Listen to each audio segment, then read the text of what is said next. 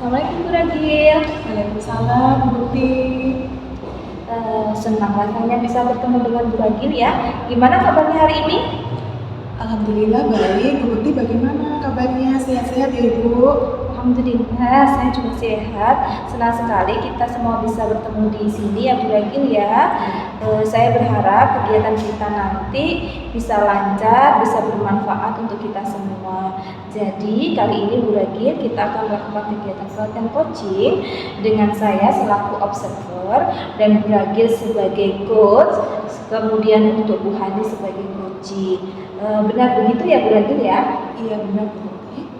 Baik, sebelum kegiatan coaching ini dimulai, ada beberapa pertanyaan yang akan saya sampaikan kepada coach, yaitu Bu Ragil terkait dengan kompetensi seorang coach, dan juga dalam kegiatan ini saya akan menggunakan rubrik pengamatan untuk mengamati alur cerita yang muncul dalam percakapan coaching kita hari ini dan untuk mengamati kompetensi yang dimiliki oleh seorang coach. Jadi Bu Ragil sebagai coach, kompetensi apa yang akan Bu Ragil kembangkan pada coaching kita kali ini?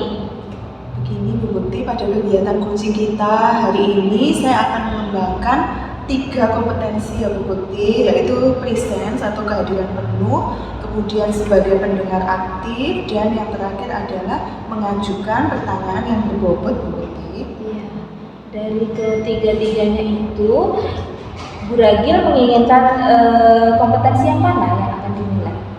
Sebagai pendengar yang aktif, mendengarkan secara aktif. Baik, untuk kompetensi mendengar aktif tersebut Bu Ragil, indikator tercapainya seperti apa ya kira-kira? Untuk kompetensi tersebut, indikator pencapaiannya adalah sebagai coach, saya bisa mendengarkan lebih banyak lagi Bu Bukti dan lebih sedikit berbicara. Fokus, mencoba untuk fokus pada coaching sebagai mitra bicara saya, menghindari asumsi, melabel, serta mengasosiasi. Baik, Bu Ragil. Berarti pada kegiatan coaching kita kali ini, nanti Bu Ragil sebagai coach dan Bu Hani sebagai coachee ingin mendapatkan pemecahan masalah dari kendala yang dihadapi oleh coachee melalui kompetensi mendengar aktif yang dilakukan oleh coach kita kali ini, yaitu Bu Ragil, begitu ya? Iya benar. Baik, selanjutnya adalah praktik coaching. Untuk Bu Ragil dan Bu Hani saya persilahkan. Baik, terima kasih Bu.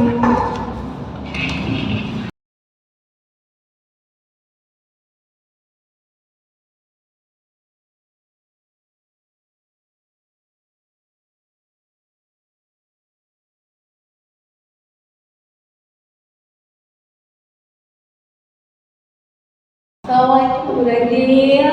Salam Bu Hani. Bagaimana Bu Ragil hari ini kabarnya? Baik, alhamdulillah. Bu Hani sendiri bagaimana kabarnya? Alhamdulillah saya baik. Mohon maaf ya Bu Ragil, di tengah-tengah kegiatan Bu Ragil nih, alhamdulillah saya masih punya kesempatan ketemu Bu Ragil hari ini. Ada apa ini Bu Hani? Kok nampak dari kejauhan saya lihat sudah ada awan mendung yang meliputi. Nah, yang dipikirkan yang mengganjal. Iya Bu, jadi tujuan saya untuk menemui Bu Ragil ini ada seperti yang harus perlu saya diskusikan dengan Bu Ragil. Jadi gini Bu, kemarin itu setelah semesteran gitu, saya melakukan refleksi dan evaluasi pada pembelajaran saya. Nah, pembelajaran saya itu prinsipnya adalah paikam gembrong. Jadi pembelajaran aktif, inovatif, kreatif, menyenangkan dan berbobot seperti itu ya Bu Ragil ya. Nah, jadi saya menggunakan inovasi pembelajaran Bu. Jadi pakai PJBL, ada yang pakai PBL. Nah, ternyata ketika saya evaluasi dan refleksi dari 7 kelas yang saya ajar Bu Ragil ya, itu 3 kelas itu di situ jelas refleksifnya mereka lebih suka saya menggunakan expository atau metode ceramah. Jadi bagaimana ya Bu, saya dilema, di satu sisi saya harus menghadirkan pembelajaran inovasi, di sisi lain saya juga harus memperhatikan kebutuhan peserta didik. Bagaimana Bu? Sebelumnya kalau boleh tahu itu kelas berapa Bu Hani tadi? Saya mengajar di SMA kelas 11 fase F. Fase F untuk mata pelajarannya. Untuk mata pelajarannya sosiologi. Jadi kalau saya boleh rangkum itu tadi yang jadi dilemanya Bu Hani adalah terkait kebutuhan siswanya ya, kebutuhan siswa sama pembelajaran inovatif yang Bu Hani kehendaki. gitu ya Bu Iya, ya? betul. Baik-baik. Kalau kita telaah lagi nih Bu Hani ya, sama-sama kita ingat-ingat lagi, sebetulnya dengan cara apa sebelumnya itu Bu Hani itu bisa tahu, oh ini suka pembelajaran dengan model begini, yang kelas ini suka dengan begini, itu Bu Hani menganalisanya pakai cara apa itu Bu? Nah, itu kemarin gini Bu, karena saya penasaran kan kok bisa 3 kelas itu menghendaki ekspositori, terus akhirnya saya flashback gitu ya, flashback ke hasil asesmen awal saya. Ternyata betul Bu, ketika saya matchingkan data asesmen awal dengan refleksi dan evaluasi, 3 kelas ini ternyata memang audiovisual. Gitu. Sedangkan 4 lainnya itu lebih 70% sampai 80% kinestetik. Jadi kalau saya ajak pembelajaran inovasi itu mereka nyambung dan semangat. Tapi kalau yang audiovisual, mungkin karena mereka lihat saya bercerita, begitu menurut mereka itu lebih mudeng gitu, lebih paham ke mereka materinya daripada pakai pembelajaran yang inovasi. Seperti itu. Iya. Apakah Bu Hani sudah mencoba sampaikan ini kepada rekan sejawat, sharing-sharing itulah istilahnya tentang permasalahan yang Bu Hani alami?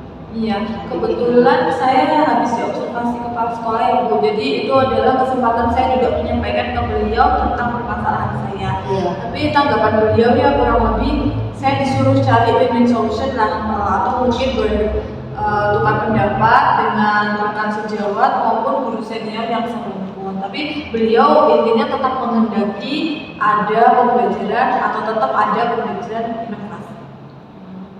Baik.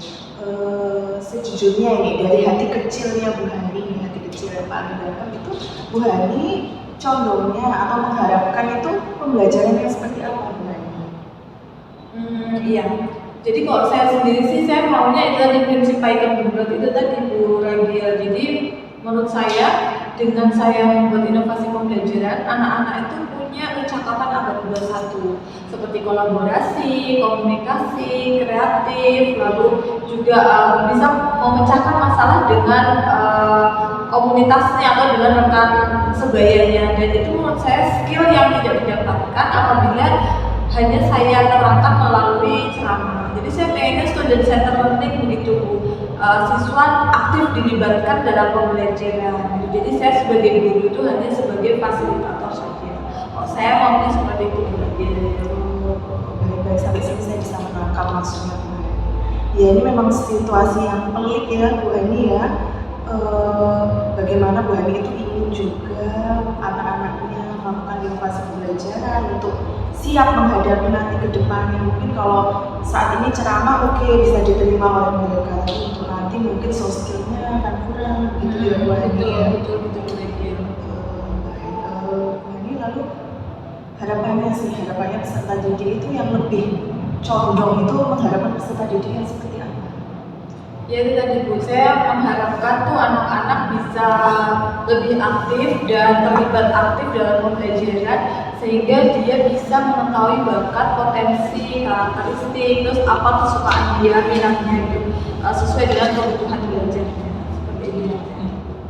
Sebenarnya itu semua bisa tercover dalam pembelajaran yang inovatif. Iya, tadi betul. ya. Oke, sampai sini saya bisa menangkap maksudnya Bu Hani. Bukan.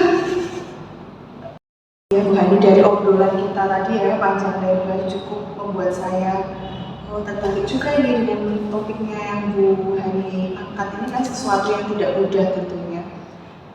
Sebagai tindak lanjut ini Bu Hani, rencana Bu Hani ke depan itu kira-kira apa yang Bu Hani lakukan dalam waktu dekat ini?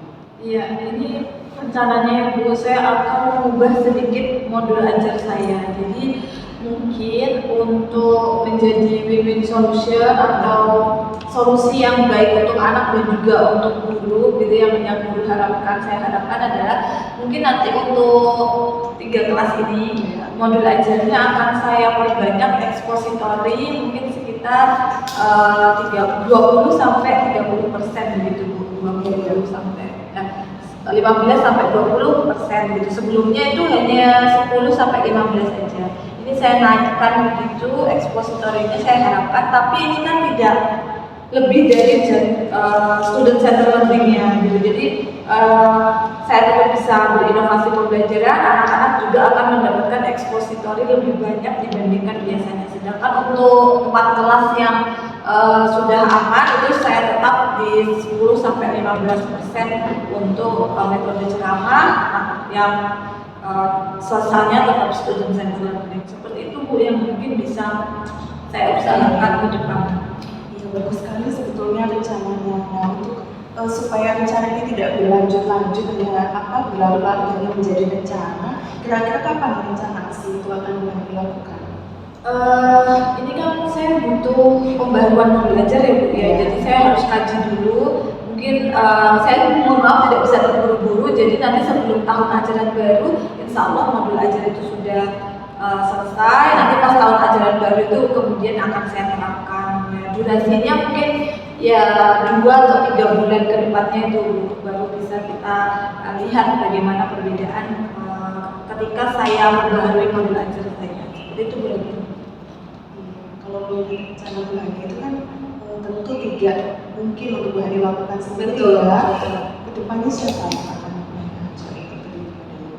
Yang jelas siswa, karena peserta didik itu merupakan bagian yang sangat erat di pembelajaran inovatif. Lalu yang kedua ini rekan sejawat pastinya, apalagi guru-guru senior dan teman-teman serumpun yang mungkin punya pembelajaran yang sama begitu karakteristiknya, sehingga nanti pengalaman beliau ini bisa saya serap dan saya modifikasi, bahkan saya kembangkan begitu sesuai dengan karakteristik di kelas saya. Seperti itu berarti. Semangat ya Bu Hani ya, ini sepertinya akan menjadi sesuatu yang menarik ya nanti Bu. Luar biasa sekali Bu Hani, sebetulnya itu kalau dari yang saya tangkap dari sharing-sharing Bu Hani itu sebetulnya Bu Hani sudah menemukan pemecahan-pemecahan atas permasalahan yang jadi dilema Bu Hani sendiri.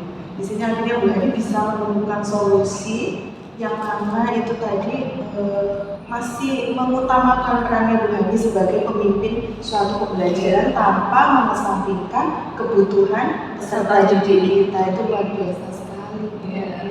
Terima kasih ya Bu Ragil sudah menguatkan saya. Sebenarnya saya sebelumnya tadi pesimis nih, setelah ketemu Bu Ragil saya akhirnya jadi mantap dan optimis untuk melakukan strategi pembelajaran yang sudah saya rancang. Terima kasih ya Bu Ragil, saya mohon maaf ini mengganggu waktu Bu Ragil ini.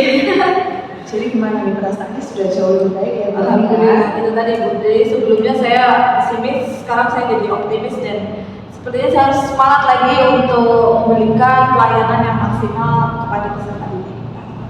Adakah yang masih mengganjal? Sudah, alhamdulillah Bu ini lagi. Bu Hani, saya sudah nggak sabar nih ingin tahu cerita lebih lanjut mengenai apa rencana aksinya Bu Hani ini. Pastikan nanti Bu Hani akan menjadi guru yang sangat inspiratif ketika bisa menciptakan suasana pembelajaran yang menyenangkan. Itu tadi. Baik Bu, nanti mungkin setelah saya melakukan aksi ini mungkin ada refleksi dan evaluasi, nanti berakhir saya hubungi lagi ya Bu untuk kita mungkin berdiskusi lagi tentang kelanjutan dari rencana tindak lanjut ini. Seperti itu Bu. Ya, sudah cukup. Sudah, terima kasih. Baik, jika tidak ada lagi cukup sampai di sini Ya. Bu Hani ya. Semoga apa yang kita sharingkan pada sore hari ini dapat berdampak baik. Tetap semangat Bu Hani. Ya, terima kasih Bu Ragil. Saya kembali ke kantor ya Bu ya. Terima kasih. Assalamualaikum. Waalaikumsalam.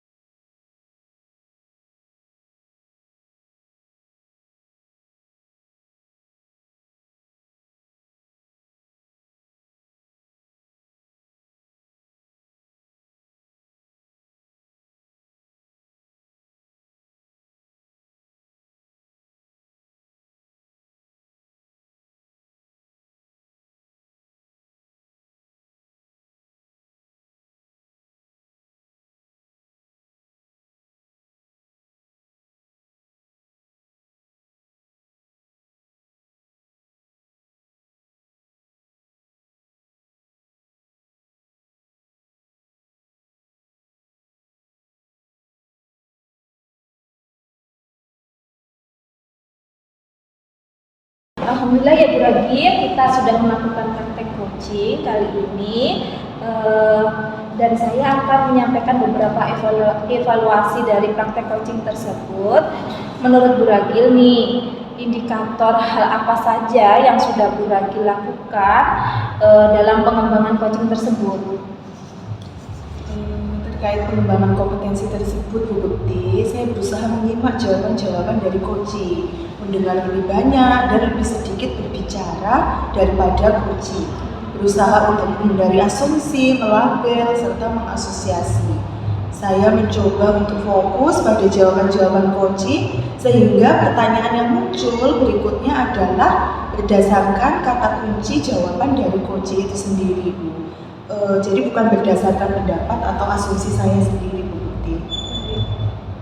Bu Ragil, kemudian untuk evaluasi kegiatan kita hari ini, setelah saya melakukan pengamatan, kompetensi yang ingin dikembangkan oleh Bu Ragil sudah tercapai, dibuktikan dengan keberhasilan Bu Ragil untuk mendengarkan coaching secara aktif, lebih sedikit berbicara, menyimak coaching dengan sungguh-sungguh, serta menghindari asumsi, melabel, dan asosiasi. Juga pengamatan yang saya lakukan terkait dengan alur tirta, dari semua alur tirta sudah tersampaikan. Selama kegiatan coach sudah membuat pertanyaan berdasarkan jawaban yang disampaikan oleh coach juga merasa nyaman dengan percakapan yang dilakukan, sehingga percakapan mengalir dengan lancar dan tidak melenceng dari tujuan yang telah ditetapkan di awal. Nah, Bu Ragil, dari kegiatan ini Bu Ragil sudah melaksanakan coaching dengan baik dan berhasil mengembangkan kompetensi yang telah diharapkan. Untuk berikutnya, kompetensi apa yang ingin Bu Ragil kembangkan selain yang kompetensi yang awal itu tadi yang sudah diobservasi? Lisan sepertinya, Bu Bekti, itu kompetensi yang ingin saya kembangkan. Selanjutnya adalah lisan, bukan kehadiran ini. Jadi saya itu bisa fokus pada permasalahan yang disampaikan oleh coaching, bisa mengarahkan coaching, memetakan permasalahan yang dihadapi, sehingga coaching mampu menemukan solusi atas kendala yang dihadapi tersebut dan menggali lebih banyak lagi pemikiran coaching agar muncul ide-ide baru. Wah, luar biasa Bu Ragil ya, akan mengembangkan kompetensi tersebut agar bisa mengarahkan coaching menemukan lebih banyak ide baru. Gitu ya. Baik Bu Ragil, dan juga tadi Bu Hani sebagai coaching kita sudah sampaikan di akhir kegiatan kita hari ini. Saya berterima kasih kepada Ibu berdua atas coaching kita kali ini yang sudah berjalan dengan baik dan lancar. Semoga keinginan Bu Ragil untuk mengembangkan kompetensi coach yang lain dapat terwujud. Dan untuk Bu Hani, semoga dapat segera melaksanakan rencana pemecahan masalah yang dihadapi dan berhasil dengan baik. Demikian saya akhiri, saya ucapkan terima kasih banyak atas kerjasamanya kita kali ini. Wassalamualaikum warahmatullahi wabarakatuh.